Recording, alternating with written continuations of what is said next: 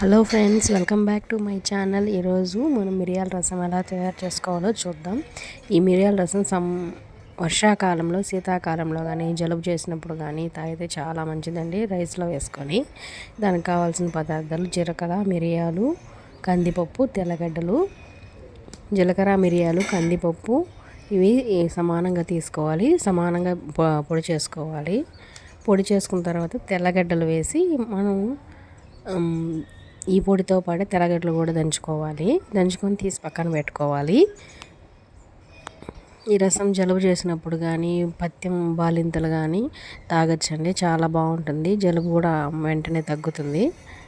ఈ విధంగా పొడి చేసుకున్న దాంట్లో మనం తెల్లగడ్డలు ముందుగా పొట్టు తీసి పెట్టుకున్న తెల్లగడ్డలు వేసి దంచుకోవాలి. ఇలా దంచుకొని మనం ప్లేట్లో పక్కన తీసి పెట్టుకోవాలి.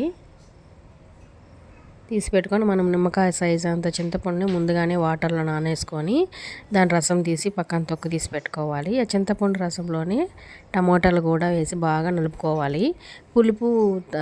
పులుపుని బట్టండి, 1 కానీ 2 కానీ వేసుకోవచ్చు, మీడియం సైజ్ టమోటాలు. దీన్ని తీసి పక్కన పెట్టుకున్న తర్వాత మనం గ్యాస్ స్టవ్ ఆన్ చేసుకొని రసం గిన్నె పెట్టుకోవాలి. గిన్నె పెట్టుకొని దాంట్లో 3 టేబుల్ స్పూన్స్ దాకా ఆయిల్ వేసుకొని మనం ముందుగా దాంట్లో ఆవాలు, ఉద్దిపప్పు వేసుకోవాలి, మినప్పప్పు, తర్వాత ఎండుమిరపకాయలు వేసుకోవాలి 5-6 వరకు. కారాన్ని బట్టి, మీరు ఎక్కువ కారం తినేవాళ్ళైతే ఎక్కువ మిరపకాయలు వేసుకోండి. మేమైతే 5 వేసుకున్నాము. తర్వాత కరివేపాకు. ఇవి బాగా వేగిన తర్వాత మనం ముందుగా ప్రిపేర్ చేసుకున్న మిరియాలు, కందిపప్పు, జీలకర్ర, తెల్లగడ్డలు దంచుకున్నాం కదండి, ఆ పొడి వేసి దీంట్లో బాగా వేయించుకోవాలండి. వేగింది అని మనం కరెక్ట్ టైం ఎలా తెలుస్తుందంటే అది మంచి స్మెల్ వస్తుందండి. ఆ స్మెల్ వచ్చినప్పుడు మనము ముందుగా ప్రిపేర్ చేసుకున్న చింతపండు రసం, ఇది టమోటా కలిపి పిసికి పెట్టుకున్నాం కదండి, ఆ రసాన్ని దీంట్లో వేసేసుకోవాలి. చూడండి, బాగా వేగుతుంది. వేగిన తర్వాతే అండి మనం వేసుకోవాలి, వేగకపోతే రసం టేస్ట్గా ఉండదు.